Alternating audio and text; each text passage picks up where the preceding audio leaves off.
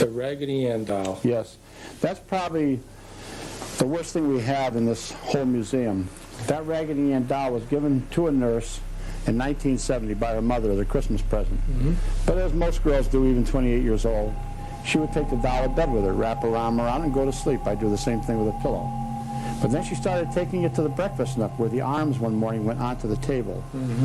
Now, she lived with another nurse, and they shared the expenses of the apartment, which was 4 blocks away from Hartford Hospital. Right. At that point, they told the girls about the incident, and one said, "I know a medium." So they held a seance that night. That was the beginning of many seances with this doll. They would come home at night, and the woman had told them, the medium, that there was a spirit of a 6-year-old child in the doll by the name of Anabelle, who had been killed outside of their apartment house in an automobile accident. Well, there was such a child, but God does not allow a child spirit to go into a doll. This was a devil, a demon, inside the doll, which was impersonating the spirit of a child.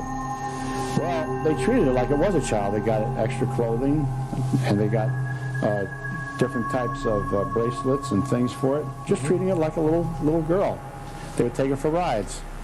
But then they started to become frightened when things were happening in the house, sounds, knockings, rappings, whispering. And they said, "Oh, Anabelle must want another seance." So they would hold a seance going deeper down that road of no return.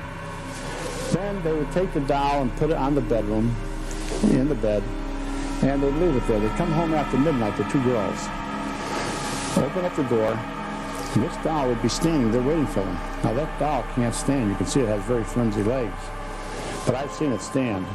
Now these are all the diabolical manifestations that we look for.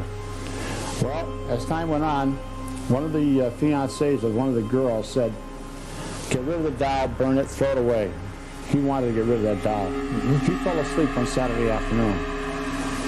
And the doll was put right across from him on a couch. And the girls were fooling around saying, "Well, now, Anabelle, you help us to clean up," just like he was a little kid. All of a sudden, he woke up with a start. He was sweating. He said, "My God," he said, "what a nightmare I just had. I dreamt that Anabelle there was strangling me, and he had marks on his throat." Was it psychosomatic?